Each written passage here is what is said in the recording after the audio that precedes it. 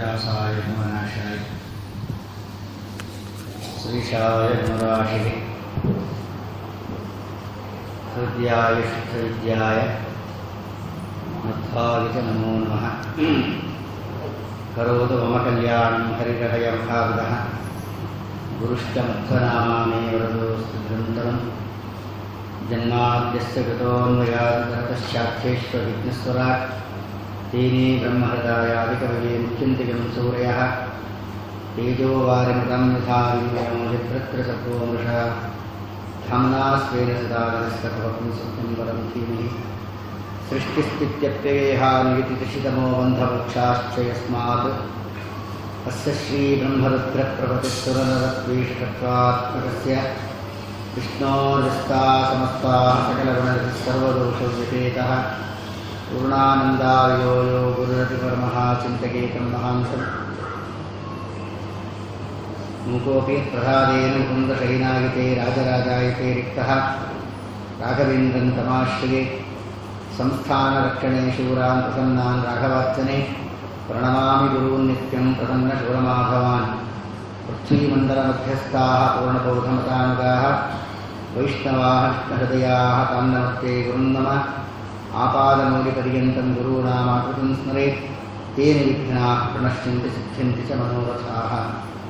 हरिः ओं हरिः ओं हरिः ओं। श्रीमद्भागवतशास्त्र अर्थोऽयं ब्रह्मसूत्राणां भारतार्थविनिर्णयः गायत्री भाष्यरूपोऽसौ वेदार्थपरिबृंहितः द्वादशस्कन्धसंयुक्तः ಶತವಿಚ್ಛೇದಸಂಯುತಃ. ಇನ್ನು ಅದ್ಭುತವಾದ ಮಹಿಮೆ ಹೇಳ್ತಾರೆ ಶ್ರೀಮದಾಚಾರ್ಯರು. ಭಾಗವತದ ಹಿರಿಮೆ ಹೇಳ್ತಾರೆ. ನಾವೆಲ್ಲ ಭಾಗವತ ಪುರಾಣ ಅಂತ ನಾವು ಕರೆದರೆ ಶ್ರೀಮದ್ ಭಾಗವತ ಶಾಸ್ತ್ರ ಅಂತಾರೆ ಶ್ರೀಮದಾಚಾರ್ಯ. ಇರುವ 18 ಪುರಾಣಗಳಲ್ಲಿ ಶ್ರೀಮನ್ ಮಧ್ವಾಚಾರ್ಯರು ವ್ಯಾಖ್ಯಾನ ಮಾಡಿದ್ದು ಭಾಗವತ. ಬೇರೆ ಪುರಾಣಗಳನ್ನೆಲ್ಲ ಅಲ್ಲಲ್ಲಿ ಕೊಟೇಶನ್ಸ್ ತಗೊಂಡ್ರಷ್ಟೇ. ಶಾಸ್ತ್ರ ಗ್ರಂಥಗಳಲ್ಲಿ ನೇರವಾಗಿ ವ್ಯಾಖ್ಯಾನ ಮಾಡಿದ ಪುರಾಣಗಳಲ್ಲಿ ಪುರಾಣಗಳ ರಾಜ ಶ್ರೀಮದ್ಭಾಗವತ. ಶ್ರೀಮದ್ಭಾಗವತವನ್ನು ಎಷ್ಟು ವರ್ಷ ಹೇಳ್ಬೋದು ಅಂತ ಶುಕಾಚಾರ್ಯರು ಹೇಳ್ತಾರೆ. 7 ದಿವಸ ನಾವು ಭಾಗವತ ಹೇಳಿಕೊಟ್ಟಿದ್ದೀವಿ. ಅದಕ್ಕೆ ಇದು 7 ದಿನಗಳ ಕಥೆ ಅಲ್ಲ, 7 ದಿನದ ಕಥೆ. ನಮ್ಮನ್ನು ಎಬ್ಬಿಸೋ ಕಥೆ. ಅಂದರೆ ಮಲಗಿಬಿಟ್ಟಿರ್ತೀವಿ ನಾವು ಜ್ಞಾನದಿಂದ. ಆ ಅಜ್ಞಾನವೆಂಬ ನಿದ್ದೆ ಇಂದ ಏಳಬೇಕು. ಎಬ್ಬಿಸುವ ಕಥೆ 7 ದಿನದ ಕಥೆ ಅಲ್ಲ. ಅದಕ್ಕೋಸ್ಕರವಾಗಿ ಇಂಥ ಶ್ರೀಮದ್ ಭಾಗವತ ಶಾಸ್ತ್ರದಲ್ಲಿ ಇವತ್ತು ಸ್ವಲ್ಪ ಕೃಷ್ಣಾವತಾರದ ವಿಚಾರವನ್ನು ಸ್ವಲ್ಪ ಅನುಸಂಧಾನ ಮಾಡೋಣ. ದಶಮಸ್ಕಂದ ಭಾಗವತದಲ್ಲಿ ಪರಮಾತ್ಮ ಅವತಾರ ಮಾಡಿದಾಗ ಹೇಗಿದ್ದ ಸ್ವಾಮಿ ಭಾಗವತ ಸಂದೇಶ ಕೊಡುತ್ತೆ. ತಮದ್ಭುತಂ ಬಾಲಕಮಂಬುಜೇಕ್ಷಣಂ ಚತುರ್ಭುಜಂ ಶಂಖ ಗದಾದ್ಯುದಾಯುಧಂ ಶ್ರೀವತ್ಸ ಲಕ್ಷ್ಮಂ ಗಣಶೋಭಿಕೌಸ್ತುಭಂ ಪೀತಾಂಬರಂ ಸಾಂಧ ಪಯೋಧ ಸೌಭಗಂ ಮಹಾರ ವೈಡೂರ್ಯ ಕಿರೀಟ ಕುಂಡಲದ್ವಿಷ ಪರಿಷ್ಕಪ್ತ ಸಹಸ್ರ ಕುಂತಲಂ ಉದ್ದಾಮ ಕಂಚಂಗದ ಕಂಕಣಾದಿಭಿಃ ವಿರೋಚಮಾನ ವಸುದೇವ ಐಚ್ಛತ. ಪರಮಾತ್ಮ ಪ್ರತ್ಯಕ್ಷನಾದಾಗ ಹೇಗಿದ್ದ ಸ್ವಾಮಿ? ತಮದ್ಭುತಂ ಬಾಲಕಂ. ಬಾಲಕ ಅಂದ್ರೇನು? ಪುಟಾಚಿ ಕೂಸಲ್ಲ, ಅದು ಲೌಕಿಕ ಅರ್ಥ. ಶಾಸ್ತ್ರೀಯ ಅರ್ಥ ಏನು? ಬಾಲಕಂ ಅಂದರೆ ಬಾಲಃ ಕಹ ಯಸ್ಯ ಸಹ ತಂ ಬಾಲಕಂ. ಬಾಲಃ ಅಂದರೆ ಮಗ, ಕಹ ಅಂದರೆ ಬ್ರಹ್ಮದೇವ. ಕ ಇತಿ ಬ್ರಹ್ಮ ಸಂರೂಪೇರತೇರ್ವಾಯೌ. ಕೆಲವು ಅಕ್ಷರಗಳಿಗೆ ಕಾರ್ಯತ್ವಾತ್ ಸೃಷ್ಟಿಕರ್ತೃತ್ವಾತ್ ಕಹ. ಚತುರ್ಮುಖ ಬ್ರಹ್ಮದೇವರಿಗೆ ಕಹ ಅಂತ ಹೆಸರು. ಬಾಲಕಃ ಅಂದರೆ ಕಹ ಅಂದರೆ ಚತುರ್ಮುಖ ಬ್ರಹ್ಮದೇವರು. ಬಾಲಃ ಅಂದರೆ ಮಗ. ಬಾಲಃ ಕಹ ಚತುರ್ಮುಖ ಬ್ರಹ್ಮದೇವರು ಅಂದರೆ ಸೃಷ್ಟಿ ಮಾಡುವ ಬ್ರಹ್ಮದೇವರು ಯಾರಿಗೆ ಮಗನೋ ಅವನು. ಚತುರ್ಮುಖ ಬ್ರಹ್ಮದೇವರನ್ನ ಮಗನನ್ನಾಗಿ ಉಳ್ಳವನು ಯಾರೋ ಅವನು ಬಾಲಕ ಅನ್ನೋದನ್ನ ನಮಗೆ ಶಾಸ್ತ್ರ ತಿಳಿಸಿಕೊಟ್ಟಿದೆ. ಆದ್ದರಿಂದ ಜಗತ್ತನ್ನು ಸೃಷ್ಟಿ ಮಾಡುವವರು ಬ್ರಹ್ಮದೇವರು. ಆ ಬ್ರಹ್ಮದೇವರಿಗೂ ಸೃಷ್ಟಿಕರ್ತ ಯಾರು? ಅವನು ಬಾಲಕ ಅನ್ನೋದನ್ನ ನಮಗೆ ತಿಳಿಸಿಕೊಡ್ತಾರೆ. ಸಮದ್ಭುತಂ ಬಾಲಕಂ ಅಂಬುಜೇಕ್ಷಣ. ಸ್ವಾಮಿಯ ರೂಪ ವರ್ಣನೆ ಮಾಡ್ತಾರೆ. ಅಂಬುಜೇಕ್ಷಣ, ಕಮಲದಲ್ಲದಂತೆ ಕಣ್ಣು ಪರಮಾತ್ಮನ. ಚತುರ್ಭುಜಂ, ಶಂಖ ಚಕ್ರ ಗದಾ ಪದ್ಮಗಳನ್ನು ಧರಿಸಿದ್ದಾರೆ. ಶಂಖ ಗದಾತ್ಯುದಾಯುಧಂ ಶ್ರೀವತ್ಸಂ, ಶ್ರೀವತ್ಸ ಚಿಹ್ನೆಯಿಂದ ಶೋಭಿಸ್ತಾ ಇದ್ದಾನೆ. ಶ್ರೀವತ್ಸಂ ಘನಶೋಭಿ ಕೌಸ್ತುಭಂ, ಕೌಸ್ತುಭಮಣಿ ಹಾಕ್ಕೊಂಡಿದ್ದಾನೆ. ಆಮೇಲೆ ಮಹಾರ ವೈಡೂರ್ಯ ಕಿರೀಟ ಕುಂಡಲದ್ವಿಷ ಪರಿಷ್ಕಪ್ತ ಸಹಸ್ರ ಕುಂತಲ, ವಜ್ರಕಿರೀ ಯಾವ ವಜ್ರವೈಡೂರ್ಯದಿಂದ ಯುಕ್ತವಾದ ಆಭರಣಗಳು ಹಾಕ್ಕೊಂಡಾನೆ, ವಜ್ರಕಿರೀಟ ಹಾಕ್ಕೊಂಡಾನೆ, ಪೀತಾಂಬರ ಹೊತ್ಕೊಂಡಾನೆ, ಪೀತಾಂಬರ ಹೊತ್ಕೊಂಡಾನೆ, ವಜ್ರಕಿರೀಟ ಹಾಕ್ಕೊಂಡಾನೆ, ಅನಂತಕೋಟಿ ಸೂರ್ಯ ಪ್ರಕಾಶಮಾನ, ಅನಂತ ಚಂದ್ರ ಕಾಂತಿ, ಕಮಲದಳದಂತೆ ಕಣ್ಣು, ಶ್ರೀವತ್ಸ ಚಿಹ್ನೆಯಿಂದ ಶೋಭಿಸ್ತಾ ಇದ್ದಾನೆ, ವನಮಾಲ ವೈಜಯಂತಿಮಾಲ ಕೌಸ್ತುಭಮಣಿಯಿಂದ ಶೋಭಿಸ್ತಾ ಇದ್ದಾನೆ, ಮೂಗುಳುನಗೆ ನಗುತ್ತಾ ನಿಂತಿದ್ದಾನೆ. ಹುಟ್ಟಿದ್ದು ಪರಮಾತ್ಮ ಅವತಾರ ಮಾಡಿದಾಗ ಶ್ರೀಮದಾಚಾರ್ಯ ಅಂತಾರೆ ಪರಮಾತ್ಮನಿಗೆ 16 ವರ್ಷ ಆಗಿತ್ತು ಅಂತ ವಾದಿರಾಜರು ಅಂತಾರೆ. ಭಾಗವತದಲ್ಲೂ ವೇದವ್ಯಾಸ ದೇವರು ಹೇಳ್ತಾರೆ, ಮಧ್ವಾಚಾರ್ಯರು ಹೇಳ್ತಾರೆ, ವಾದಿರಾಜರು ರುಕ್ಮಿಣೀಶದಲ್ಲಿ ಹೇಳ್ತಾರೆ. 16 ವರ್ಷದ ಕೂಸನ್ನ, ಸರ್ವಾಲಂಕಾರ ಭೂಷಿತವಾದ ಒಂದು ಕೂಸನ್ನ ಯಾವ ಮಹಾತಾಯಿ ಜಗತ್ತಿನಲ್ಲಿ ಹಡಿತಾಳೆ ತೋರಿಸ್ತಾರೆ ವಾದಿರಾಜ. ಯಾವ ಮಹಾತಾಯಿ ಹಡಿಬೋದು? ಜಗತ್ತಿನಲ್ಲಿ ಎಲ್ಲರೂ ಹುಟ್ಟೋದು ಹೇಗೆ ಹುಟ್ಟುತ್ತಾರೆ ಎಲ್ಲರಿಗೂ ಗೊತ್ತಿಲ್ಲ. ಬೌದ್ಧಾವತಾರೆ ರಾಮಕ್ಷೇತ್ರೇ ಹುಟ್ಟೋ ಮಕ್ಕಳು ಹೇಗೆ ಹುಟ್ಟುತ್ತಾರೆ? ಕೃಷ್ಣ ಪರಮಾತ್ಮ ಅವತಾರ ಮಾಡಿದಾಗ ಸರ್ವಾಲಂಕಾರ ಭೂಷಿತ, ಅವನನ್ನು ಸ್ತೋತ್ರ ಮಾಡ್ತಾ ವಸುದೇವ ಅಂತಾನೆ. ವಿದಿತೋಸಿ ಭವಾನ್ ಸಾಕ್ಷಾತ್ ಪುರುಷ ಪ್ರಕಟಪರ ಕೇವಲ ಅನುಭವಾನಂದಸ್ತು ರೂಪ ಸರ್ವಬುದ್ಧಿಕೃತ್ ಸ್ವಾಮಿ ಯಾರಪ್ಪ ನಿನ್ನ ನನ್ನ ಮಗ ಆಗಿದ್ದು ಅಂತ. ವಸುದೇವ ದೇವಕ್ಕೆ ಅಳ್ತಾನೆ, ನೀನು ನನ್ನ ಮಗನೇ ಅಲ್ಲ ಅಂತ. ದೇವಕ್ಕೆ ಅಂತಾರೆ ಪ್ರಕೃತಿ ವಿಲಕ್ಷಣನಾದ ನೀನು ಅನಂತಕೋಟಿ ಬ್ರಹ್ಮಾಂಡ ನಾಯಕ. ಹಸಿವರಿತು ತಾಯಿ ತನ್ನ ಶಿಶುವಿಗೆ ಕರೆದು ಮೊಲೆ ಕೊಡುವಂತೆ, ಹಸಿವರಿತು ತಾಯಿ ತನ್ನ ಶಿಶುವಿಗೆ ಕರೆದು ಮೊಲೆ ಕೊಡುವಂತೆ, ನೀನೆನ್ನ ಪೋಷಿಸದೆ ಬೇರೆನ್ನಾರು ಪೋಷಕರಾಗಿ ಸಲಹುವರು ಕೃಷ್ಣ. ನಿನ್ನ ಬಸಿರೊಳಗೆ ಬ್ರಹ್ಮಾಂಡ ಕೋಟಿಯ ಪಸರಿಸಿದ ಪರಮಾತ್ಮ, ನಿನ್ನ ಬಸಿರೊಳಗೆ ಬ್ರಹ್ಮಾಂಡ ಕೋಟಿಯ ಪಸರಿಸಿದ ಪರಮಾತ್ಮ, ನೀನೆಂದು ಸುರುತ್ತಿವೆ ವೇದಗಳು. ರಕ್ಷಿಸೋ ರಕ್ಷಿಸೋ ನಮ್ಮ ನನವರತ. ಅನಂತಕೋಟಿ ಬ್ರಹ್ಮಾಂಡವನ್ನೆಲ್ಲ ಉದರದಲ್ಲಿ ಧರಿಸಿರುವ ಮಹಾತಾಯಿಯನ್ನು ನೀನೇ. ತಂದೆ ವಿಠಲ, ತಾಯಿ ವಿಠಲ, ಬಂಧು ವಿಠಲ, ಬಳಗ ವಿಠಲ, ಸರ್ವಸ್ವನ್ನೇ ವಿಠಲ, ಎಲ್ಲ ನೀನೇ ಪ್ರಭೋ. ನಾವೆಲ್ಲ ನಿನ್ನ ಮಕ್ಕಳಷ್ಟೇ, ನೀನು ನಮ್ಮ ಮಗನೇ ಅಲ್ಲ ಅಂತ ವಸುದೇವ ದೇವಕಿನೇ ಹೇಳಿದ್ದಾರೆ ಭಾಗವತರು, ಹರಿವಂಶರು. ಆದ್ದರಿಂದ ಅಂತಹ ಸರ್ವೋತ್ತಮರಾದ ಕೃಷ್ಣ ಪರಮಾತ್ಮ ಅವತಾರವನ್ನು ಮಾಡಿ ಪೂತನ ಸಂಹಾರ, ಚಕ್ರಾಸುರ ಸಂಹಾರ, ಪ್ರಣಾಮಕ ಸಂಹಾರ ಇದೆಲ್ಲ ಆದ ಮೇಲೆ ವಿಶೇಷವಾಗಿ ಪರಮಾತ್ಮ ತೊಡೆ ಮೇಲೆ ಮಲಗಿಸಿಕೊಂಡು ಪರಮಾತ್ಮನಿಗೆ ಹಾಲು ಕೊಡ್ತಾ ಇದ್ದರೆ ಪರಮಾತ್ಮ ಆಕಳಿಸಿದಂತೆ. ಜೃಂಭಣ ಅಂತಾರೆ, ಅಂದ್ರೆ ಆಕಳಿಸೋದು.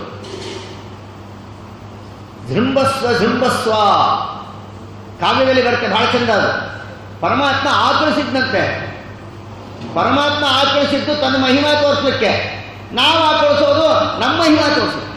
ಅಂದ್ರೆ ನಮ್ಮ ಮಹಿಮಾ ಏನು ಗೊತ್ತ ಅಷ್ಟೆ. ಅದಕ್ಕೋಸ್ಕರವಾಗಿ ಸೋಂಬೇರಿಗಳ ಒಂದು ಸಂಕೇತ ಆಕಳಿಸೋದು. ನಿದ್ದಿ ಅದನ್ನು ಗೆಲ್ಲೋದು ಬಹಳ ಕಷ್ಟ. ಅದಕ್ಕೆ ಅರ್ಜುನನ್ಗೆ ಗುಡಾಕೇಶ ಅಂತ ಕರೆದ್ರು. ನಿಜವಾದ ಗುಡಾಕೇಶ ಭೀಮಸೇನ ದೇವರೇ. ಗುಡಾಕ ಅಂದ್ರೆ ಸಂಸ್ಕೃತದಲ್ಲಿ ಗುಡಾಕ ಅಂದ್ರೆ ನಿದ್ದೆ, ಈಶ ಅಂದ್ರೆ ಗೆದ್ದವನು. ಗುಡಾಕೇಶ ಅದಕ್ಕೆ ಕೆಲವರು ವ್ಯಾಖ್ಯಾನ ಬರೀತಾರೆ.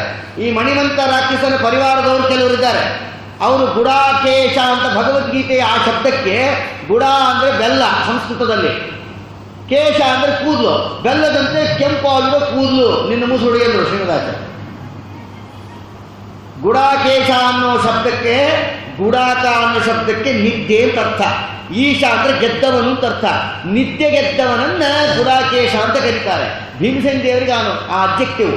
ಅನಂತರದಲ್ಲಿ ಅರ್ಜುನನಿಗೂ ಹೇಳ್ತಾರೆ ಗುಡಾಕೇಶ ಅನ್ನೋ ಶಬ್ದ. ಅದಕ್ಕೋಸ್ಕರ ಗುಡಾಕ ನಿದ್ದ, ಗುಡ ಅನ್ನಬಾರ್ದು. ಗುಡ ಅಂದರೆ ಬೆಲ್ಲ, ಬೆಲ್ಲದಂತೆ ಕೂದಲು ಅಂತಂದ್ರೆ ಇರುವಿ ಮುತ್ಕೊಂಡು ಸಾಯ್ತಾನತ್ತೆ ಅವನು. ಅದಕ್ಕೋಸ್ಕರ ಸರ್ವಾತ್ಮನ ಆ ಶಬ್ದ ಆಡಬಾರ್ದು ಅನ್ನೋದನ್ನು ತಿಳಿಸ್ತಾರೆ ಶಾಸ್ತ್ರದಲ್ಲಿ. ಅದಕ್ಕೋಸ್ಕರ ಆ ಪರಮಾತ್ಮನ ಆ ಸೌಂದರ್ಯ ನೋಡಿ ಪರಮಾತ್ಮ ಆಕಳಿಸ್ತಾನಂತೆ.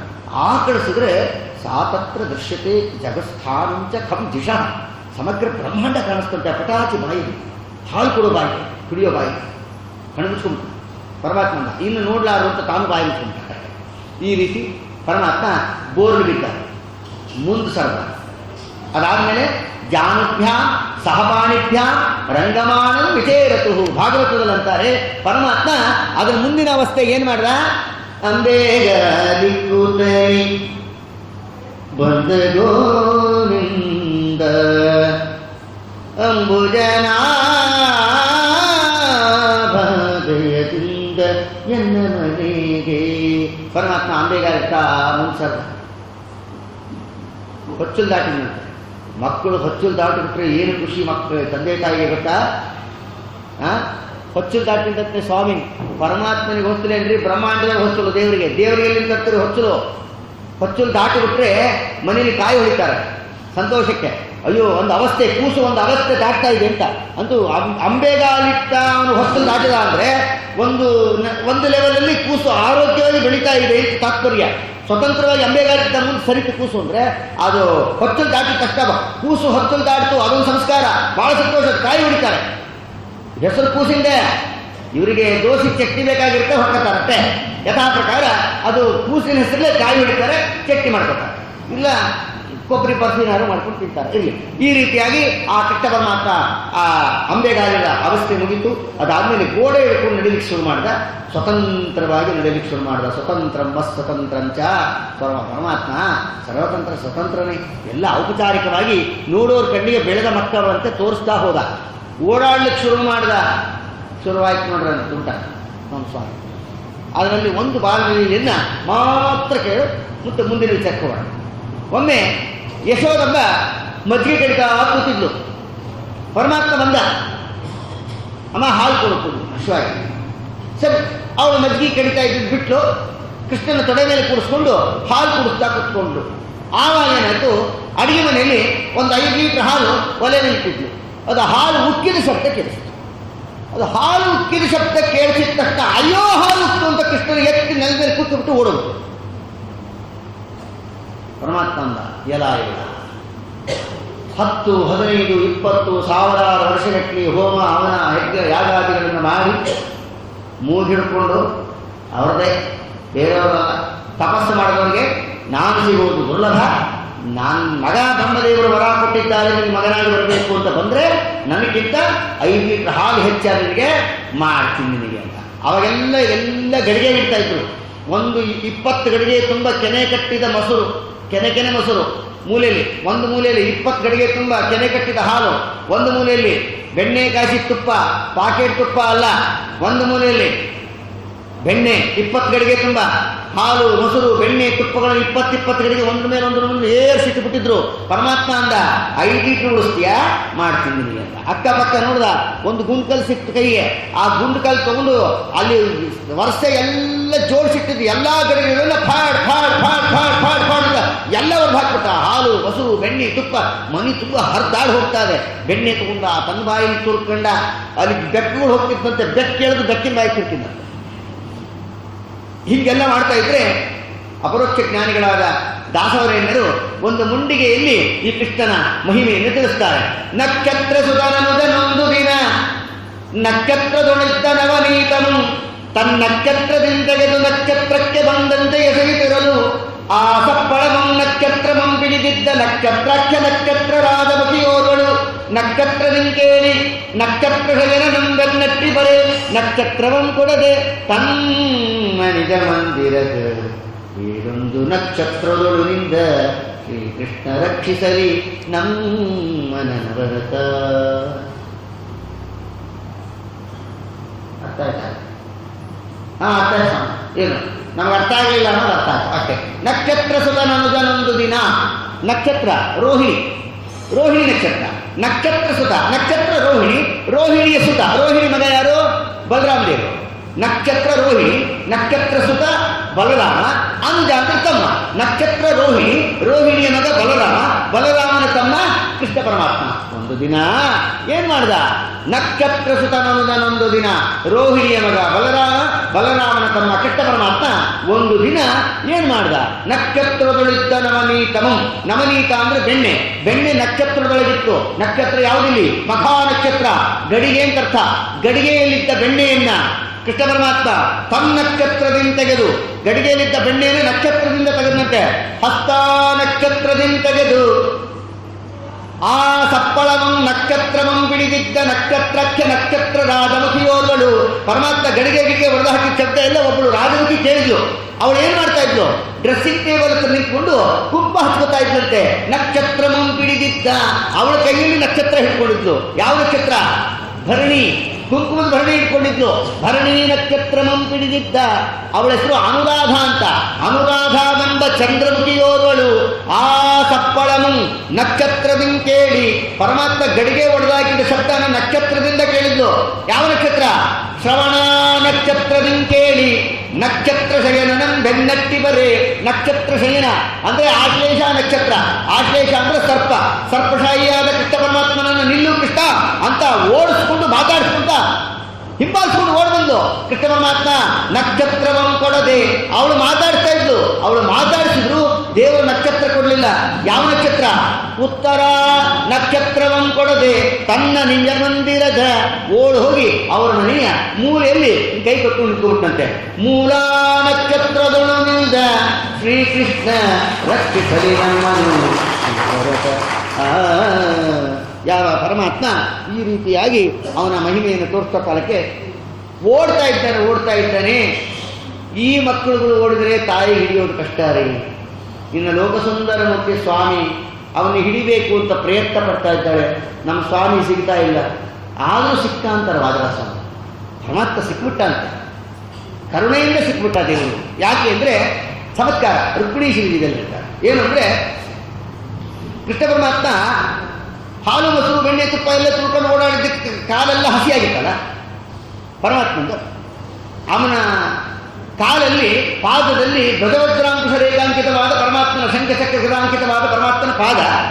ಆ ಪಾದದಿಂದ ಪುಟಾಚಿ ಪಾದರಿ ಕೂಸೆಂದು ಓಡ್ತಾ ಇದ್ದ ಸ್ವಾಮಿ.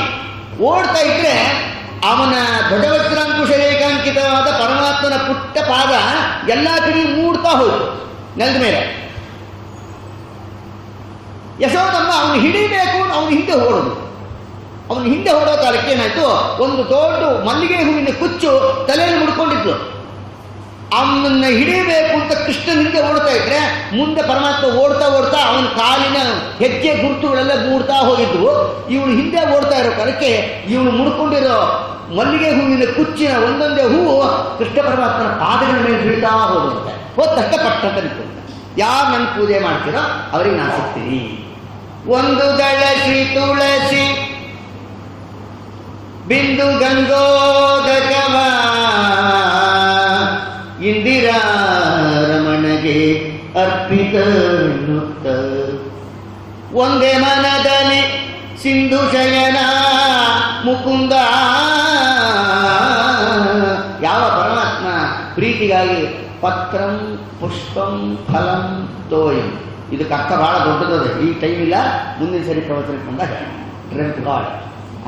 ಈ ರೀತಿಯಾಗಿ ಆದ್ದರಿಂದ ವಿಶೇಷವಾಗಿ ಪರಮಾತ್ಮ ಅವಳನ್ನು ಅವಳಿಗೆ ಅನುಗ್ರಹಿಸಬೇಕು ಅಂತ ಪರಮಾತ್ಮ ಸಿಕ್ಕಾದ ಮಾಡಿ ನಲಗೋಬರ ಮಣಿಗ್ರೀವರನ್ನು ಉದ್ಧಾರ ಮಾಡಿದ್ದಾನೆ ತಿಳಿಸ್ತಾರೆ.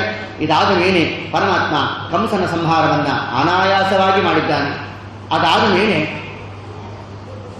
ಜರಾಸಂಧನ ಜೊತೆಗೆ ಪರಮಾತ್ಮ 23 ಅಕ್ಷೋಹಿಣಿ ಸೈನ್ಯದಿಂದ ಸೇರಿಕೊಂಡು ಉಪಲಕ್ಷಣತೆಯ 18 ಬಾರಿ ಯುದ್ಧಕ್ಕೆ ಬಂದಾಗ ಕೃಷ್ಣ ಪರಮಾತ್ಮ ಜರಾಸಂಧನನ್ನು 18 ಬಾರಿ ಯುದ್ಧಕ್ಕೆ ಬಂದರೂ ಕೂಡ ಕೊಲ್ಲದೆ ಬಿಟ್ಟುಬಿಟ್ಟ. ದೇವರು ಕೊಲ್ಲಿಲ್ಲ. ಯಾಕೆ ಅಂತಾರೆ ಮಧ್ವಾಚಾರ್ಯ. ಜರಾಸಂಧನ ಕೊಲ್ಲೋ ಶಕ್ತಿ ಕೃಷ್ಣನಿಗಿತ್ತೋ ಇಲ್ಲ? ಇತ್ತು. ಯಾಕೆ ಕೊಲ್ಲಿ? ಬೇಕು ಅಂತ ಕೊಲ್ಲಿ. ಏನು ಕಾರಣ? 2 ಕಾರಣ. ಪರಮಾತ್ಮ ಏನು ಹೇಳಿದ್ದಾನೆ? ಪರಿತ್ರಾಣಾಯ ಸಾಧೂನ ವಿನಾಶಾಯ ದುಷ್ಕೃತ ಧರ್ಮ ಸಂಸ್ಥಾಪನಾರ್ಥಾಯ ಸಂಭವಾಮಿ ಯುಗೇ ಯುಗೇ ಸಂಭವಾಮಿ ಅನ್ನಲ್ಲ ಸ್ವಾಮಿ. ರಾಘವೇಂದ್ರ ಸ್ವಾಮಿಗಳು ವ್ಯಾಖ್ಯಾನ ಬರೀತಾರೆ. ಯುಗೇ ಯುಗೇ ಅಂತಂದ್ರೆ ಕೃತತ್ರೇತ ದ್ವಾಪರ ಕಲಿಯುಗ ಅಂತ ಅರ್ಥ ತಿಳ್ಕೊಬೇಡ್ರಿ ಅಂತ ರಾಘವೇಂದ್ರ ಸ್ವಾಮಿ ವ್ಯಾಖ್ಯಾನ ಬರೀತಾರೆ ಗೀತಾಭಿವೃತ್ತಿ. ಯುಗೇ ಯುಗೇ ಅಂತಂದ್ರೆ ಕೃತತ್ರೇತ ದ್ವಾಪರ ಯುಗಗಳಲ್ಲ, ಯಾವ ಯಾವ ಸಂದರ್ಭದಲ್ಲಿ ಧರ್ಮಜ್ಞಾನಗಳು ಲೋಪವಾಗುತ್ತೋ ಆ ಸಮಯದಲ್ಲಿ ಅಂತ ಅರ್ಥ ಅಂತ ರಾಯರೇ ವ್ಯಾಖ್ಯಾನ ಬರೆದಿದ್ದಾರೆ. ಗೀತಾಭಾಷ್ಯದಲ್ಲಿ ಶ್ರೀಮದಾಚಾರ್ಯ ತಿಳಿಸಿದ್ದನ್ನೇ ನಮಗೆ ಶ್ರೀ ರಾಘವೇಂದ್ರ ಸ್ವಾಮಿಗಳು ಗೀತಾ ವಿವೃತ್ತಿಯಲ್ಲಿ ವಿವರಿಸ್ತಾರೆ.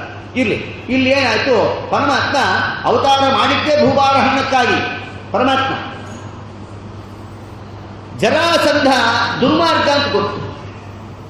18 ಬಾರಿ ಅವನು ಯುದ್ಧಕ್ಕೆ ಬಂದರೂ ಕೂಡ ಅವನ್ನ ಕೊಲ್ಲದೆ ಅವನ ಸೈನ್ಯ, ಅವನ ರಥ, ಅವನ ಸಾರಥಿ, ಅವನ ಕವಚ, ಅವನ ಅಸ್ತ್ರಶಸ್ತ್ರಗಳು ಎಲ್ಲ ನಾಶ ಮಾಡ್ತಿದ್ದ ದೇವರು. ಆದರೆ ಜರಾಸಂಧನ ಮಾತ್ರ ಕೊಲ್ತಿದ್ದಿಲ್ಲ. ಯಾಕೆ? 2 ಕಾರಣ. ಮೊದಲನೇ ಕಾರಣ, ಪರಮಾತ್ಮ ಅವತಾರ ಮಾಡಿದ್ದೆ ಭೂಭಾರ ಹರಣಕ್ಕಾಗಿ. ಭೂಭಾರ ಹರಣ ಅಂದ್ರೇನು?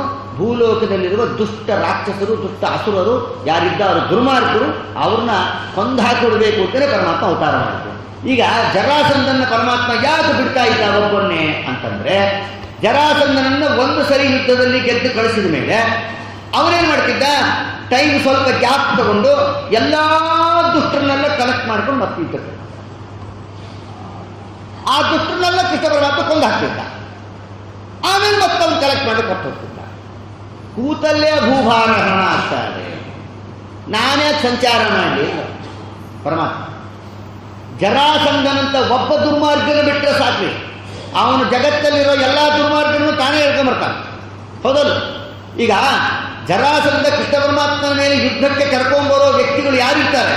ಏನು ಸುಮಧ್ವಿಗೆ ಪಾಠ ಹೇಳೋ ಆಚಾರ ಇರ್ತಾರ? ಜರಾಸಂಧ ಹೇಳ್ಕೊಂಬರೋರು ಎಲ್ಲ ರಾಕ್ಷಸರೇ ಇರ್ತಾರೆ. ಅದಕ್ಕೆ ಜರಾಸಂಧನ ಒಬ್ಬನು ಬಿಟ್ಬಿಟ್ರೆ 23 ಅಕ್ಷೋಹಿಣಿ ಸೈನ್ಯ ರಾಕ್ಷಸನ್ನು ಕರ್ಕೊಂಬರ್ತಾ ಇದ್ದಂತ. 23 ಅಕ್ಷೋಹಿಣಿ ಸೈನ್ಯ ಇಂಟು 18 ಬಾರಿ ಮಿಸ್ಗಾಡಲಿ ಕೃಷ್ಣ ಪರಮಾತ್ಮ ಅನಾಯಾಸವಾಗಿ ಸಂಹಾರ ಮಾಡಿದ್ದಾನೆ. ಇದರ ಮಧ್ಯದಲ್ಲಿ ಕಾಲಯವನನ್ನು ಕೊಂದಿದ್ದಾನೆ. ಕುಂಭಾಂಡ, ಕೂಪಕರ್ಣ, ಬಾಣಾಸುರ, ಉಪಲಕ್ಷಣಕ್ಕೆ ಬೇಕಾದಷ್ಟು ಜನ ರಾಕ್ಷಸನ್ನ ಪರಮಾತ್ಮ ಅನಾಯಾಸವಾಗಿ ಸಂಹಾರ ಮಾಡಿದ. ಆ ಜರಾಸಂಧನಿಂದ ಕೂತಲ್ಲೇ ಭೂಭಾರ ಹರಣ ಆಗ್ತಾ ಇರೋ ಕಾಲಕ್ಕೆ ಲೋಕ ಸಂಚಾರ ಮಾಡೋದೇ ಬೇಡ, ಅದಕ್ಕೆ ಜರಾಸಂಧನ ಒಬ್ಬನ್ನು ಬಿಟ್ಟರೆ ಸಾಕು, ಎಲ್ಲ ಸಂಧ್ಯಾಗ ಮೂಲ ಇರೋ ರಾಕ್ಷಸನ ತಾನೇ ಹೇಳ್ಕೊಂಡ್ಬರ್ತಾನೆ ಇದ್ದಲ್ಲೇ ಅಂತ ಬಿಟ್ಟ ಪರಮಾತ್ಮ ಅಂತ ಕಾರಣ ಕೊಡ್ತಾರೆ ಮಧ್ವಾಚಾರ್ಯ. ಒಂದು ಕಾರಣ. ಇನ್ನೊಂದು ಕಾರಣ, ಹನುಮಪ್ಪನಿಗೋಸ್ಕರ ಬಿಟ್ಟ ಅಂತಾರೆ. ರಾಮಾಯಣದಲ್ಲಿ ಹನುಮಪ್ಪ ಅಪಾರ ಸೇವೆ ಮಾಡಿದ್ದಾರೆ, ರಾಮದೇವರ ಸೇವಾ. ರಾವಣನನ್ನು ಸಂಹಾರ ಮಾಡುವ ಸಾಮರ್ಥ್ಯ, ಅವಕಾಶ ಎರಡೂ ಇತ್ತು ಹನುಮಪ್ಪನಿಗೆ. ಎರಡೂ ಇತ್ತು. ರಾವಣನ ಕೊಲ್ಲೋದು ಎಷ್ಟು ಕಷ್ಟ ಅಲ್ಲ ಹನುಮಪ್ಪನಿಗೆ. ಅದನ್ನು ಹನುಮಪ್ಪ ಅಂತಾರೆ, ಕಪೇ ಕುತೋಸಿ ಕಸ್ಯವಾ ಕಿಮರ್ಥಮೀದೃಶಂ ಕೃತಂ.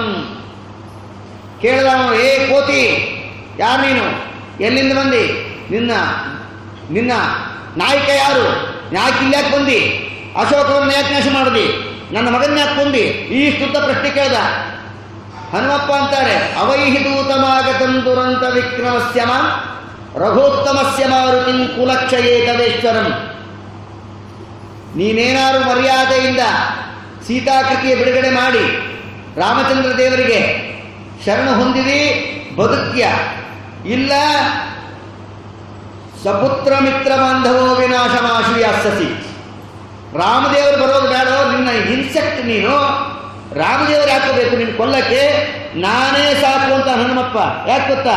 ವಾದರಾಜ ಅಂತಾರೆ, ಬಡರ ಬಡನೆ ನಿನ್ನ ಬಡಿದು ಹಾಕುವೇನೋ, ಒಡೆಯನಪ್ಪಣೆ ಇಲ್ಲ ಎಂದು ತಾಡಿದೇನೋ. ರಾಮದೇವರು ನಿನಗೆ ವಾರ್ನ್ ಮಾಡಿ ಬಾ ಅಂತ ಹೇಳಿದ್ದಾರೆ ಹೊರತು ಕೊಂದು ಬಾ ಅಂತ ಹೇಳಿಲ್ಲ. ಆರ್ಥಕ್ಕೆ ಅನಿಸ್ಕೊಂಡಿದ್ದೇನೆ. ಇಲ್ದಿದ್ರೆ ನಿನ್ನ ಮಹಾಸಮಾರಾಧನೆ ನನ್ನ ಕೈಲೇ ಆಗ್ತಿತ್ತು ಅಂದ್ರು ಹನುಮಪ್ಪ. ಅದಾಯ್ತು. ಅಷ್ಟು ಹೆದರಿಸಿಬಿಟ್ಟು ಹೊಡೋದು. ಮಹಾಯುದ್ಧ ಪ್ರಾರಂಭ ಆಯಿತು.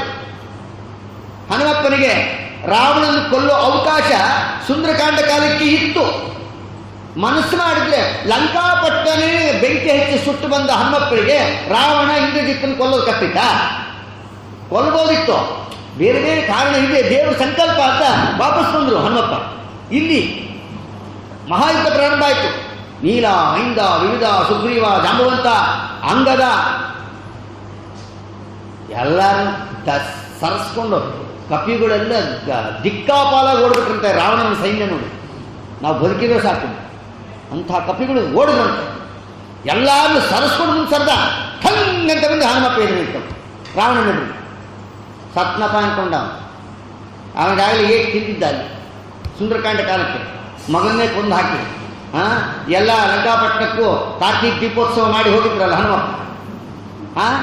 ಅದಕ್ಕಿಲ್ಲಂತಾರೆ ಸೇತು ಕಟ್ಟಲು ಬೇಕು, ಶರಧಿ ದಾಟಲು ಬೇಕು, ಮಾತೆಗೆ ಉಂಗುರ ಕೊಡಲು ಬೇಕು. ಸೇತು ಕಟ್ಟಲು ಬೇಕು, ಶರಧಿ ದಾಟಲು ಬೇಕು, ಮಾತೆಗೆ ಉಂಗುರ ಕೊಡಲು ಬೇಕು. ಪಾತಕಿ ರಾವಣನ ಶಿರವ ತೆರೆಯಲು ಬೇಕು, ಸೀತೆ ಪತಿ ರಾಮನಿಗೆ ನಮಿಸಬೇಕು. ಮಾರುತನೇನೆಂದು ಎಬ್ಬಿಸಿದಳಂಜನೆಯು, ಶ್ರೀರಾಮ ಸೇವೆಗೆ ತಡವಾಯಿತೇನೋ. ಪುರಂದರದಾಸರು ಇಷ್ಟು ಸುಂದರವಾಗಿ ವರ್ಣನೆ ಮಾಡ್ತಾರೆ. ಎರಡನೇ ಅವತಾರಕ್ಕೂ ಹೇಳ್ತಾರೆ, ಇಂತು ಕಳೆಯಲು ಬೇಕು ಅಜ್ಞಾತವಾಸವನು, ಪಂಥದಲ್ಲಿ ಕೀಚಕನ ವಧಿಸಬೇಕು. ಇಂತು ಕಳೆಯಲು ಬೇಕು ಅಜ್ಞಾತವಾಸವನು, ಪಂಥದಲ್ಲಿ ಕೀಚಕನ ವಧಿಸಬೇಕು. ತಂತ್ರದಲ್ಲಿ ಗೆಲ್ಲಬೇಕು ಶಕುನಿ ದುರ್ಯೋಧನರ, ತಂತ್ರದಲ್ಲಿ ಗೆಲ್ಲಬೇಕು ಶಕುನಿ ದುರ್ಯೋಧನರ. ಕುಂತಿನಂದನೆಂದು ಹೆಸರಾಗಬೇಕು, ಮಾರುತನೇನೆಂದು ಎಬ್ಬಿಸಿದಳಂಜನೆಯು, ಶ್ರೀರಾಮ ಸೇವೆ. ಮಧ್ವರಾಯರು ಎಂದು ಪ್ರಸಿದ್ಧರಾಗಲು ಬೇಕು, ತಿದ್ದಿ ಹಾಕಲು ಬೇಕು ಗ್ರಂಥಗಳ. ಮಧ್ವರಾಯರು ಎಂದು ಪ್ರಸಿದ್ಧರಾಗಲು ಬೇಕು, ತಿದ್ದಿ ಹಾಕಲು ಬೇಕು ಗ್ರಂಥಗಳ. ಅದ್ವೈತವಾದಿಗಳ ಗೆದ್ದು ಕೆಳಗಲು ಬೇಕು, ಮುತ್ತು ಪುರಂದರ ವಿಠಲನ, ಮುತ್ತು ಪುರಂದರ ವಿಠಲನ ನಮಿಸಬೇಕು. ಮಾರುತನೇನೆಂದು ಎಬ್ಬಿಸಿದಳಂದನೆಯು, ಶ್ರೀರಾಮ ಸೇವೆಗೆ ಶ್ರೀಕೃಷ್ಣ ಸೇವೆಗೆ ಶ್ರೀರಾಸ ಸೇವೆಗೆ ತಡವಾಯಿತೇನೋ. ಆ ಹನುಮಪ್ಪ ಅಂಥ ಮಹಾದಿಟ್ಟ ಧೀರ ಎದುರಿಗೆ ಬಂದು ನಿಂತ ತಕ್ಷಣ ರಾವಣ ಎದೆ ಹೊಡ್ಕೊಂಡ, ಸತ್ಯ ಅನ್ಕೊಂಡ. ಯಾವ ರಾಮದೇವರ ಸನ್ನಿಧಾನದಲ್ಲೇ ರಣರಂಗದಲ್ಲಿ ರಾವಣ ಎಲ್ಲಾನು ಎಚ್ಚರ ತಪ್ಪಿಸಿ ನುಗ್ಗುತ್ತಾ ಇದ್ರೆ, ಒಂದು ಮುಷ್ಟಿ ಮಾಡಲು ಎದೆಗೆ ಗುದ್ದಿದ್ರೆ ಹನುಮಪ್ಪನ ಗುದ್ದಿಗೆ ಅವನು 10 ಮುಖಗಳಿಂದ ರಕ್ತ ಕಾರಿ ಅಪ್ಪಳಿಸಿ ನೆಲಕ್ಕೆ ಅನ್ಕಾನ್ಶಿಯಸ್ ಅಪ್ಪಳಿಸಿ ನೆಲಕ್ಕಿದ್ದ. ಎಚ್ಚರ ತಪ್ಪೋಯ್ತಂತ. ಎಚ್ಚರ ತಪ್ಪಿ ಹೋದರೆ ಅವನಿಗೆ ಎಚ್ಚರ ಆಗಲಿ ಅಂತೇಳಿ ಟೊಂಕದ ಮೇಲೆ ಕೈ ಇಟ್ಕೊಂಡು ಹನುಮಪ್ಪ ನಿಂತಿದ್ದಂತೆ ಎದುರಿಗೆ. ಅಲ್ಲಿ ಹೇಳಲಿ ಮೊದಲು ಎದ್ದ, ಸುಧಾರಿಸ್ಕೊಂಡು ಮುನುಕ್ಕೊಂತ, ಮೈಯೆಲ್ಲ ರಾಮ ರಕ್ತ, ಬಾಯಿಂದ ವಾಂತಿ ಮಾಡ್ಕೊಂಡ್ಬಿಟ್ಟಿದ್ದ, ರಕ್ತವಾಂತಿ ಗುದ್ದಿದ್ದಕ್ಕೆ ಮೈಯೆಲ್ಲ ರಕ್ತ ಬಿಟ್ಟಿತ್ತು. ಸುಧಾರಿಸ್ಕೊಂಡು ಮೆಲ್ಲಕ್ಕೆ ಎದ್ದ ಅಂದ, ಅಪ್ಪ ತಂದೆ ಏನು ಹೇಳು ಮಾರಾಯ ಇದು ಅಂದ ರಾವಣ. ಹನುಮಪ್ಪ ಗುದ್ದಿನ ಗುದ್ದಿಗೆ ಅವನಂತಾನೆ, ತ್ವಯಾ ಸಮೋನಾಸ್ತಿ ಕುಮಾನ್ಯ ಕಶ್ಚಿತ್, ಜಗತ್ತಿನಲ್ಲಿ ನಿನಗೆ ಸಮನಾದ ಗಂಡಸೇ ಇಲ್ಲ ಹೋಗಂತ. ನಾನು ಭಾಳ ಜನ ಕೈಗೆ ಏಟು ತಿಂದಿನಿ ಪಾಪ. ಏಟು ತಿಂದು ಅಭ್ಯಾಸ ಇತ್ತು ರಾವಣಂದು. ಬೇರೆ ಹೊಡೆಯೋದಲ್ಲ, ತಾನು ಹೊಡೆಸ್ಕೊಂಡ ಅನೇಕರಿಗೆ. ಅಲ್ಲಿ ಕಾರ್ತಿವೀರ್ಯಾರ್ಜುನ ಹೊಡೆದಿದ್ದ, ವಾಲಿ ಹೊಡೆದಿದ್ದ, ಇನ್ನು ಕೆಲವರು ಹೊಡೆದಿದ್ರು. ಆ ಹೊಡೆತ ಏನೋ ಸ್ವಲ್ಪ ಅಯೋಡೆಕ್ಸ್ ಸ್ಪ್ರೇ ಮಾಡ್ಕೊಂಡ್ಬಿಟ್ರೆ ರಿಪೇರಿ ಆಗುತ್ತೆ. ನಿಂದೇನು ಮಾರಾಯ ಪಕ್ಷಮಾಶ್ರಯ, ನಿನ್ನ ಏಟು ತಿಂದ ಮೇಲೆ ಅಂತ. ಅದಕ್ಕೆ ಅವನು ಅಂತಾರೆ, ರಾವಣ ಮಾತಂದ್ರೆ ಹನುಮಪ್ಪ ಕೊಟ್ಟು ಉತ್ತರ ಏನು ಗೊತ್ತಾ? ಅತ್ಯಲ್ಪಮೇತತ್ತಿದು ವಾಕ್ಯಜೀವಿತ. ನನ್ನ ಏಟು ತಿಂದೋರು ಬದುಕಿದ್ದು ದಾಖಲೆನೇ ಇಲ್ಲ, ಇತಿಹಾಸನೇ ಇಲ್ಲ. ನಾನು ಹೊಡೆದ ಮೇಲೆ ಯಾರು ಬದುಕೋಲ್ಲ, ಬದುಕೂ ಇಲ್ಲ, ಬದುಕೋದೂ ಇಲ್ಲ. ನಾನು ಹೊಡೆದಲ್ಲಿ ಬದುಕಿದ್ದೆ ಅಂದರೆ ನಾನು ಹೊಡೆದಿಲ್ಲೋ ಮತ್ತೆ ಏನು ಮಾಡಿದೆ ಮುಟ್ಟಿನಷ್ಟೇ ಅಂದ್ರಂತ. ಮುಟ್ಟಿದ್ದೇ ಈ ನಮೂನೆ ಆದರೆ ಇನ್ನು ಹೊಡೆದ್ರ ಗತಿ ಏನು ಹನುಮಪ್ಪ. ಆದ್ದರಿಂದ ಇಂಥ ಸಾಮರ್ಥ್ಯ ಇದ್ರೂ ಕೂಡ ರಾಮದೇವರಿಗೋಸ್ಕರ ರಾವಣನ ಮೀಸಲಾಗಿಟ್ಟಿಲ್ಲ ಹನುಮಪ್ಪ. ರಾಮದೇವರು ಹೇಳಿದ್ರಲ್ಲ ಮಯೈವ ಮಧ್ಯ ಭವತಾಂ ಜನ್ಮಸು. ಅಷ್ಟೇ ಅಲ್ಲ, ಎಷ್ಟು ಭಾಗವತೋತ್ತಮರು ಅಂದರೆ ಗಮನಿಸಬೇಕು ಹನುಮಪ್ಪ. ರಾಮಚಂದ್ರ ದೇವರ ಸಂಕಲ್ಪಕ್ಕನುಗುಣವಾಗಿ ಅವ್ರು ನಡ್ಕೊಳ್ಳದೆ ಹೋದೆ ಅವ್ರಿಗೆ ಕೈಯಲ್ಲಿ ಶಕ್ತಿ ಇದೆ ಅಂತ ರಾವಣನ ಕೊಂದುಬಿಟ್ರೆ ನಾಳೆ ನಮ್ಮ ರಾಮಪ್ಪಂಗೆ ಆ ಅಪವಾದ ಬರ್ತದ್ರಿ. ಏನು ಅಪವಾದ? ಏನೋ ರಾಮಚಂದ್ರ ರಾವಣ ಹಿಡಿತೀವಿ ಎಳ್ಕೊಂಡು ಹೋದ್ರೆ ಯಾವುದೋ ಕೋತಿಯ ಮೂಲಕ ಸಹಾಯ ತಗೊಂಡು ಆ ಒಂದು ಕೋತಿ ಕೈಯಲ್ಲಿ ರಾವಣನ ಕೊಲಿಸಿ ತನ್ನ ಹೆಂಡತಿನ ಕಾಪಾಡಿಕೊಂಡಾರೆ ಅಂತ ಅಪಕೀರ್ತಿ ಬರುತ್ತೆ ರಾಮದೇವರಿಗೆ ನಾಳೆ. ಅದಕ್ಕೆ ರಾಮದೇವರೇ ಕೊಲ್ಲಬೇಕು ಅವನ್ನ ಅನ್ನೋ ಉದ್ದೇಶಕ್ಕೆ ರಾಮದೇವರ ಕೈಯಲ್ಲಿ ಅವನನ್ನು ಸಂಹಾರ ಮಾಡಿಸಬೇಕು ಅಂತಲೇ ಹನುಮಪ್ಪ ಸುಮ್ಮನೆ ಇತ್ತು. ಶುದ್ಧೇ ಭಾಗವತೆ ಧನ್ಯೆ ನಿರತಃ ಯದೃಕೋದರ. ಯಾವ ಭೀಮಸೇನ ದೇವರೇ ಆದಂತಹ ಹನುಮಪ್ಪ ಮುಂದಿನ ಭೀಮಸೇನ ದೇವರ ರೂಪದಲ್ಲಿ ಬಂದಾಗ ಅವರಿಗೆ ಈ ರಾವಣನ ಸಂಹಾರ ಮಾಡುವ ಶಕ್ತಿ ಯೋಗ್ಯತಾ ಅವಕಾಶ ಇದ್ರೂ ಬಿಟ್ಟಿದ್ದರಿಂದ ನನಗೂ ಜರಾಸಂಧನ ಕೊಲ್ಲೋ ಅವಕಾಶ ಶಕ್ತಿ ಸಾಮರ್ಥ್ಯ ಇದ್ರೂ ಕೂಡ ಇದು ಭೀಮಸೇನ ದೇವರಿಗೋಸ್ಕರ ಮೀಸಲು ಅಂತ ಆ ಜರಾಸಂಧನ ಸಂಹಾರಕ್ಕೆ ಭೀಮಸೇನ ದೇವರಿಗೆ ರಿಸರ್ವ್ ಮಾಡಿಟ್ಟಂತ ಕೃಷ್ಣ ಪರಮಾತ್ಮ ಅಂತ ಮಧ್ವಾಚಾರ್ಯರು ಕಾರಣವನ್ನು ಕೊಡ್ತಾರೆ. ಇಷ್ಟಾಯಿತು. ಇದೆಲ್ಲ ಆದಮೇಲೆ ಮುಂದೆ ಅನೇಕ ವಿಚಾರಗಳನ್ನೆಲ್ಲ ತಿಳಿಸ್ತಾ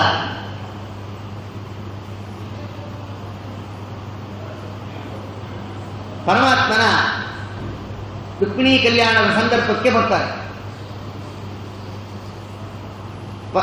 ವಿಶೇಷವಾಗಿ 5 ಜನ ಅಣ್ಣ ತಮ್ಮಂದಿರಿದ್ರು. Rhyming words: Rukmi, Rukmabahu, Rukmavani, Rukmaratha, ರುಕ್ಮಕೇಶ.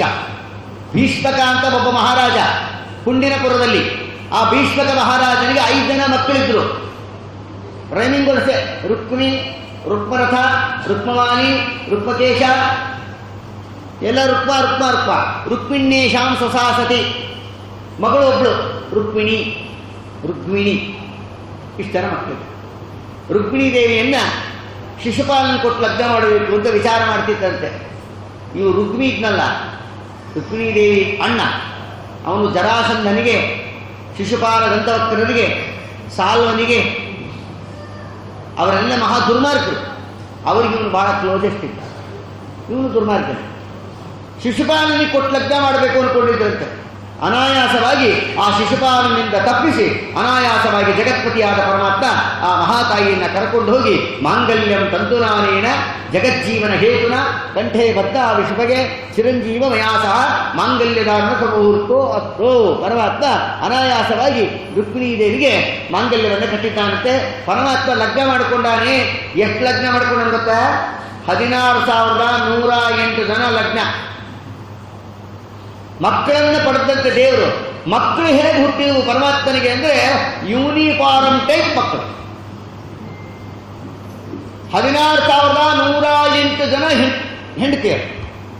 ಪ್ರತಿ ಹೆಂಡತಿಯಲ್ಲಿ 10 ಗಂಡು 1 ಹೆಣ್ಣು, 10 ಗಂಡು 1 ಹೆಣ್ಣು. ಯಾವ ಹೆಂಡತಿಯಲ್ಲಿ ಎಷ್ಟು ಮಕ್ಕಳು ಅಂತ ಕೇಳಂಗೇ ಇಲ್ಲ, ಒಂದೇ ಉತ್ತರ. 16,108 ಜನ ಹೆಂಡತಿಯರಲ್ಲಿ ಪ್ರತಿ ಒಬ್ಬ ಹೆಂಡತಿಯಲ್ಲಿ 10 ಗಂಡು ಮಕ್ಕಳು 1 ಹೆಣ್ಣು ಮಗು, 10 ಗಂಡು ಮಕ್ಕಳು 1 ಹೆಣ್ಣು ಮಗು. ಅಂದರೆ ಕೃಷ್ಣ ಪರಮಾತ್ಮನಿಗೆ ಅಳಿಯಂದ್ರು ಎಷ್ಟು ಜನ ಆದರು? 16,108 ಜನ ಅಳಿಯಂದ್ರು. ಅಮ್ಮಮ್ಮಮ್ಮಮ್ಮ ಕೃಷ್ಣ ಆಗಿ ನಿಭಾಯಿಸುತ್ತಾನಂತೆ.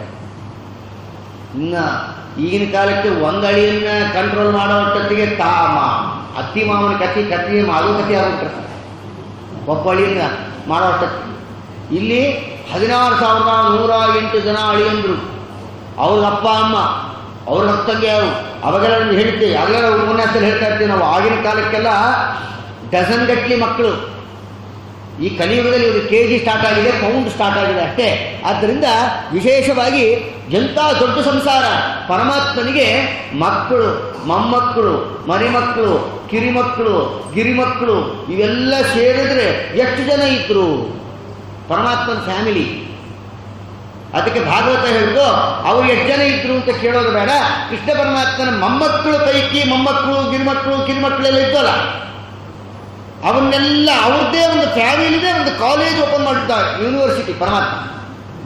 ಅಲ್ಲಿ ಲೆಕ್ಚರರ್ಸ್ ಎಷ್ಟು ಜನ ಇದ್ರು? 1,000,000 ಜನ ಬರೀ ಟೀಚರ್ಸ್ ಇದ್ರಂತೆ. ಕೋಟ್ಯಾಂತರ ಜನ ಟೀಚರ್ಸೇ ಇದ್ರೆ ಇನ್ನು ವಿದ್ಯಾರ್ಥಿಗಳು ಎಷ್ಟು ಜನ? ಆ ವಿದ್ಯಾರ್ಥಿಗಳು ಯಾರು? ಎಲ್ಲ ಕೃಷ್ಣ ಪರಮಾತ್ಮನ ಫ್ಯಾಮಿಲಿ ಮೆಂಬರ್ಸ್.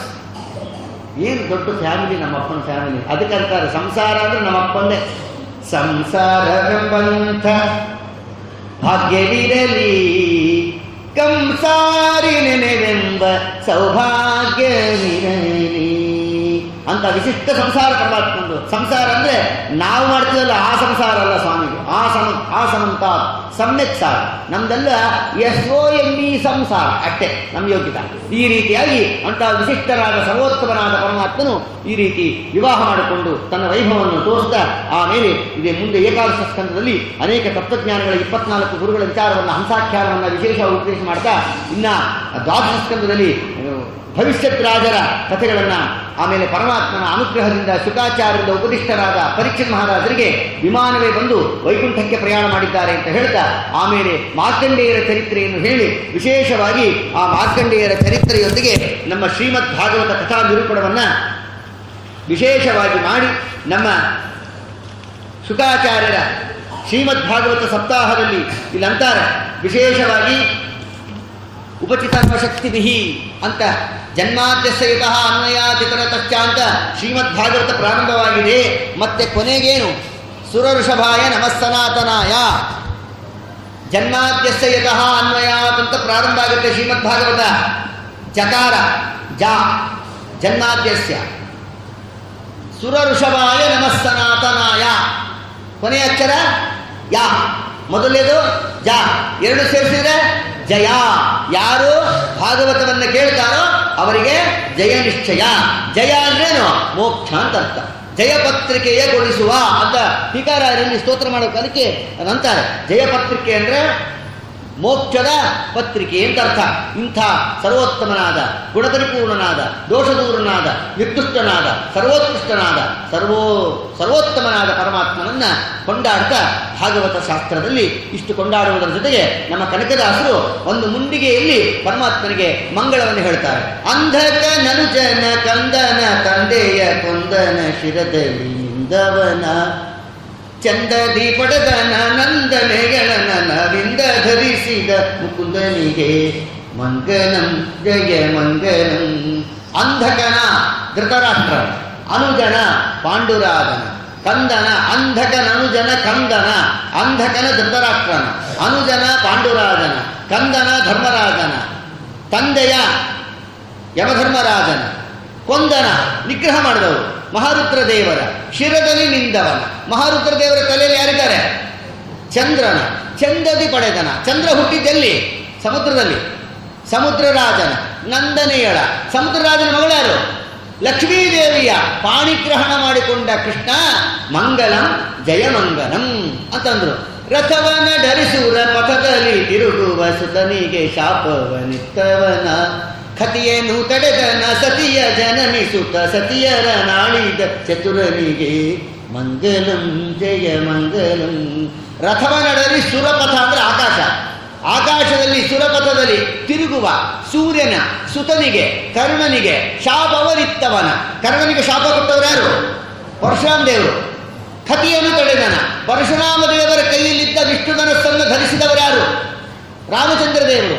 ಸತಿ ರಾಮದೇವರ ಹೆಂಡತಿ ಸೀತಾದೇವಿ. ಜನನಿ ಸೀತಾದೇವಿಯ ತಾಯಿ. ಭೂದೇವಿಯ ಸುತ, ಭೂದೇವಿಯ ಮಗ ನರಕಾಸುರ. 16,100 ಜನನ್ನ ಈ ಸ್ತ್ರೀಯರಿದ್ರಲ್ಲ ಕೃಷ್ಣನ ಹೆಂಡತಿಯರು, ಆಮೇಲೆ ಹೆಂಡತಿಯರಾಗ್ತಾರೆ. ಅವರನ್ನು ಬಂಧನ ಮಾಡಿಟ್ಟಿದ್ದ ಕೃಷ್ಣ ಪರಮಾತ್ಮ ಹೋಗಿ ನರಕಾಸುರನ ಸಂಹಾರ ಮಾಡಿ 16,100 ಜನನ್ನ ಬಿಡಿಸಿ ಅವರಿಗೆ ಒಟ್ಟಿಗೆ 16,000 ರೂಪ ತಗೊಂಡು ಎಲ್ಲರಿಗೂ ಮಾಂಗಲ್ಯವನ್ನು ಕೊಟ್ಟು ಪಾಣಿಗ್ರಹಣ ಮಾಡಿಕೊಂಡ ಕೃಷ್ಣ ಸತಿಯರ ನಾಳಿದ ಚತುರನಿಗೆ ಮಂಗಲಂ ಜಯ ಮಂಗಲಂ. 16,100 ಜನಕ್ಕೆ ಮಾಂಗಲ್ಯ ಕಟ್ಟಿದ ಕೃಷ್ಣ, ನಿನಗೆ ಮಂಗಳ. ಹರಿಯ ಮಗನ ಶಿರ ಕರಿದನ ತಂದೆಯ ಕಿರಿಯ ಮಗನ ತಮ್ಮನ ಪಿತನ, ಭರತಿ ಭಕ್ಷಿಸುವನ ಶಿರದಲ್ಲಿ ನಟಿಸಿದ ಪರಕ್ಕಾಗಿ ನೆಲೆಯಾಗಿ ಕೇಶವರಾಯಗೆ ಮಂಗಲಂ ಜಯ ಮಂಗಲಂ. ಹರಿಯ ಮಗನ, ಹರಿಯ ಅಂದ್ರೆ ಮತ್ತೆ ಸೂರ್ಯನೇ. ಹರಿಯ ಮಗನ, ಸೂರ್ಯನ ಮಗನಾದ ಕರ್ಣನ ಶಿರತರಿದನ ಅರ್ಜುನನ.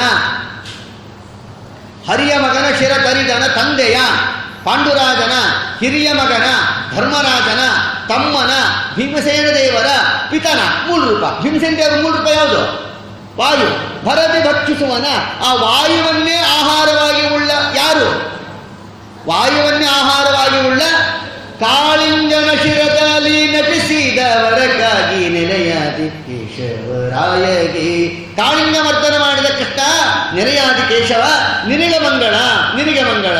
ಹರಿಯ ಮಗನ ಶಿರ ತರಿದನ ತಂದೆಯ ಹಿರಿಯ ಮಗನ ತಮ್ಮನ ಪಿತನ ಭರತಿ ಭಕ್ಷಿಸುವನ ಶಿರದಲ್ಲಿ ನಟಿಸಿದ ಬರಕಾಗಿ ನೆಲೆಯಾದಿ ಕೇಶವರಾಗೆಗೆ ಮಂಗಲಂ ಜಯ ಮಂಗಲಂ. ಕಾಳಿಂಗ ಮರ್ದನ ಮಾಡಿದ ಕೃಷ್ಣ ಅಂತ ಉಪಾಸನೆ ಯಾರು ಮಾಡ್ತಾರೋ ಅವರಿಗೆ ಸಂಸಾರದಲ್ಲಿ ಬರಬಹುದಾದ ಎಲ್ಲ ಕ್ಲೇಶಗಳ ವಿಷಯಗಳೆಲ್ಲ ಪರಿಹಾರವಾಗಿ ಪರಮಾತ್ಮ ವಿಶೇಷ ಮಂಗಳವನ್ನು ಉಂಟು ಮಾಡ್ತಾನೆ ಎಂಬ ಅರ್ಥದಲ್ಲಿ ನಮ್ಮ ಕನಕದಾಸರು ಮಂಗಳವನ್ನು ಪರಮಾತ್ಮನಿಗೆ ಆಡಿದ್ದಾರೆ ಅಂತ ಹೇಳ್ತಾ, ಈ ಒಂದು ವಾರಗಳಿಂದ ಹಂಸನಾಮಕ ಪರಮಾತ್ಮನ ಸಾಕ್ಷಾತ್ ಪರಂಪರೆಯಲ್ಲಿ ಜಗದ್ಗುರುಗಳಾದ ಶ್ರೀಮನ್ಮಧ್ವಾಚಾರ್ಯ ಮೂಲಮಹಾ ಸಂಸ್ಥಾನ, ಜಗದ್ಗುರುಗಳಾದ ಶ್ರೀಮನ್ಮಧ್ವಾಚಾರ್ಯರ ಸಾಕ್ಷಾತ್ ಶಿಷ್ಯರಾದ ಪದ್ಮನಾಭ ತೀರ್ಥರು, ನರಹರಿ ತೀರ್ಥರು, ಮಾಧವ ತೀರ್ಥರು, ಅಕ್ಷೋಪ ತೀರ್ಥರು 4 ಜನ ಶಿಷ್ಯರಲ್ಲಿ ಒಬ್ಬರಾದ ಮಾಧವ ತೀರ್ಥರು, ಅವರ ಪರಂಪರೆಯೇ ನಮ್ಮ ಪರಂಪರೆ. ಮಾಧವ ತೀರ್ಥರಿಗೆ ಅವರು ಮಾಡಿದ ವೇದ ಭಾಷ್ಯವನ್ನು ಮೆಚ್ಚಿ ಸಂತೋಷಪಟ್ಟು ಮೂಲ ವೀರರಾಮದೇವರನ್ನ ಮಧ್ವಾಚಾರ್ಯರು ತಾವು ಮೂಲಪೀಠದಲ್ಲಿಟ್ಟು ಪೂಜಿಸಿದಂಥ ವಿಶಿಷ್ಟ ಮೂಲರಾಮಚಂದ್ರ ದೇವರ ವಿಶಿಷ್ಟ ಪ್ರತಿಮೆಯನ್ನು ಅನುಗ್ರಹಿಸಿ ಇದೇ ಮೂಲ ಸತ್ಪರಂಪರೆಯನ್ನು ನೀವು ಬೆಳೆಸಬೇಕು ಅಂಥೇಳಿ ಮಧ್ವಾಚಾರ್ಯರು, ಹಂಸನಾಮಕ ಪರಮಾತ್ಮನ ಸಾಕ್ಷಾತ್ ಪರಂಪರ, ಸನಕಾದಿಗಳ ವಂಶ, ದೂರ್ವಾಸಾದಿಗಳು ಬಂದರು, ಪರಿವಾರ ಬ್ರಹ್ಮದೇವರು, ಹೀಗೆ ಪರಂಪರೆಯ ಮಧ್ವಾಚಾರ್ಯರು. ಅವರ ಪರಂಪರೆಯಲ್ಲಿ ಸಾಕ್ಷಾತ್ ಯಾವ ಕವಲುಗಳು ಒಡೆಯದೆ ಮಧ್ವಾಚಾರ್ಯರಿಂದ ನೇರವಾಗಿ ಬಂದ ಮೂಲ ಮಠ ಮಾಧವ ತೀರ್ಥರ ಮಠ, ಪದ್ಮನಾಭ ತೀರ್ಥರ ಮಠ, ನರಹರಿ ಅಕ್ಷೋಭ್ಯ ತೀರ್ಥರ ಮಠ. ಇವೆಲ್ಲ ಯಾವ ಕವಲುಗಳಿಲ್ಲದೆ ಬಂದ ಮಠಗಳು. ಯಾವ ಶ್ರೀಮದಾಚಾರ್ಯರ 4 ಜನ ಶಿಷ್ಯರಲ್ಲಿ ಒಬ್ಬರಾದ ಮಾಧವ ತೀರ್ಥರು ಎಲ್ಲೂ ಡಿವಿಷನ್ಸೇ ಇಲ್ಲ. ಡೈರೆಕ್ಟ್ ಮಧ್ವಾಚಾರ್ಯರ ತನಕ ಬಂತು. ಮಧ್ವಾಚಾರ್ಯರು ಮಾಧವ ತೀರ್ಥರಿಗೆ ಪಾಠ ಹೇಳಿದರು.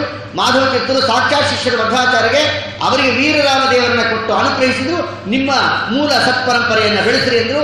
ಆ ಪರಂಪರೆಯಲ್ಲಿ ಪ್ರಾಪ್ತವಾದ ವಿಶಿಷ್ಟವಾದ ಒಂದು ಸಂಸ್ಥಾನವೇ ನಮ್ಮ ಮಾಧವ ತೀರ್ಥರ ಸಂಸ್ಥಾನ.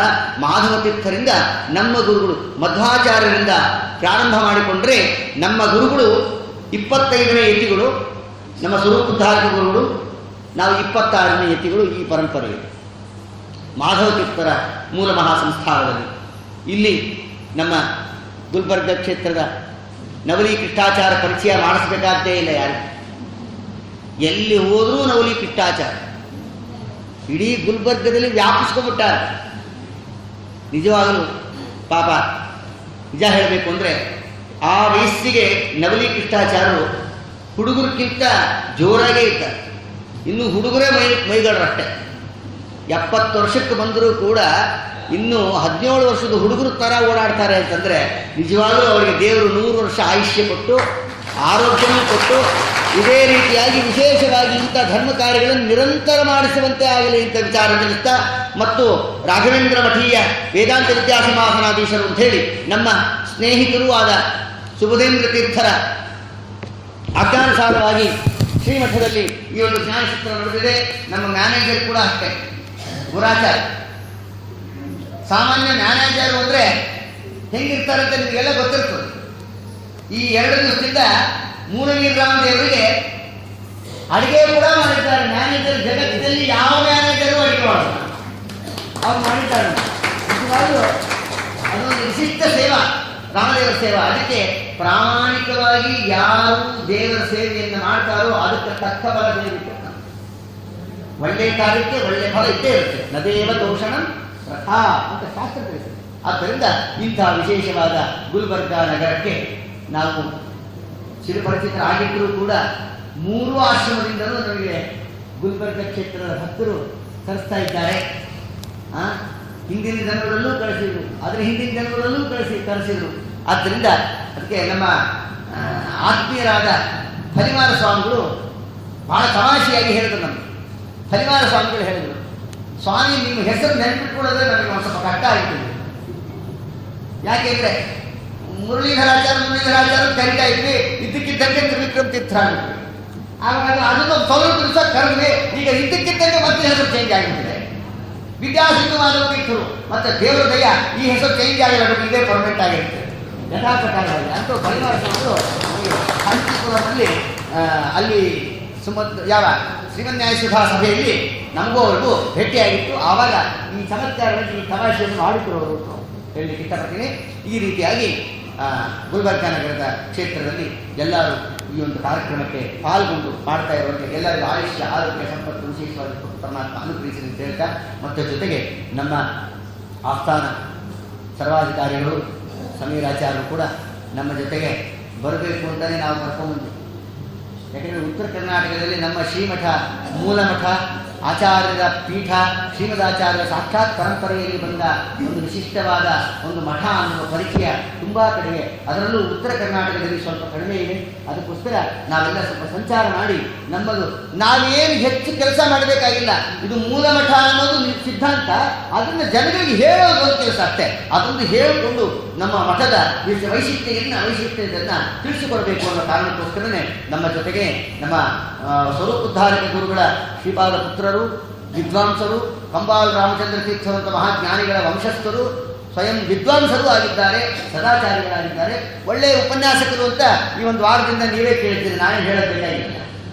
ಆದ್ದರಿಂದ ಪರಮಾತ್ಮ ಸಮೀರಾಚಾರ್ಯಗೂ ಅಷ್ಟೇ, ನವಲಿ ಕೃಷ್ಣಾಚಾರ್ಯರಷ್ಟೇ, ನಮ್ಮ ಗುರುಣಾಚಾರ್ಯರಷ್ಟೇ, ಉಪಲಕ್ಷಣತೆಯ ನಮ್ಮ ಇವರು ಜೋಶಿಯವರು ದಾಮೋದರಾಚಾರ್ಯ ಜೋಶಿಯವರು ಕೂಡ ಇದು ಅವರು ಒಂದು ನಮಗೆ ಈ ಕಾರ್ಯಕ್ರಮಕ್ಕೆ ಅಲ್ಲಿ ಚಾತುರ್ಮಾಸಕ್ಕೆ ಅಂತ ನಾವು ಬೆಂಗಳೂರಲ್ಲಿ ಕೂತಾಗ ಆ ಸಂದರ್ಭದಲ್ಲಿ ಬಂದು ನಮಗೆ ನಮ್ಮಲ್ಲಿ ರುಕ್ಮಿಣೀ ಶ್ರೀಜಿಯ ಪ್ರವಚನ ಆಗಬೇಕು ಅಂತ ಅಂತೂ ಮಾಸ್ಟರ್ ಪ್ಲಾನ್ ನಮ್ಮ ಮಾಸ್ಟರ್ ಪರಮಾತ್ಮನೇ ಆತ ಸಂಕಲ್ಪ ಮಾಡಿಬಿಟ್ಟಿರ್ತಾನೆ. ಇದೆಲ್ಲ ನಮ್ಮ ಕೈಯಲ್ಲಿ ಇಲ್ಲ, ಪರಮಾತ್ಮ ಮಾಡಿಸಿರ್ತಾನೆ. ವಿಶೇಷವಾಗಿ ಅವರು ಕೂಡ ರುಕ್ಮಿಣೀ ಶ್ರೀಜಿಯನ್ನು ವಿಶೇಷವಾಗಿ ಮನೆಯಲ್ಲಿ ಮಾಡಿಸ್ತಾ ಇದ್ದಾರೆ. ತುಂಬ ಚೆನ್ನಾಗಿ ಪಾಪ ಮನೆ ಕಟ್ಟಿದ್ದಾರೆ, ಮಾಡಿ ಮನೆ ಪೂರ್ಣ ಸಂಸ್ಥಾನಕ್ಕೆ ಬಿಟ್ಬಿಟ್ಟಿದ್ದಾರೆ. ನಿಮಗೆ ಸ್ವಾಮಿ ಇದು ನೀವೇ ತಗೊಂಡ್ರಿ ಅಂದ್ರು ನಾವು ಇರೋ ತನಕ ಅರ್ಥ ಆಗುತ್ತೆ. ಈ ರೀತಿಯಾಗಿ ಅದು ನಾವು ಇರೋ ತನಕ ಆ ಸಂಸ್ಥಾನ ಮೇಲ್ಗಡೆ ಇರುತ್ತೆ. ನಾಳೆ ಮಂಗಳ ಮಹೋತ್ಸವ ಇದೆ, ಇಲ್ಲಿ ಇವತ್ತು ಮಂಗಳ ಮಹೋತ್ಸವ.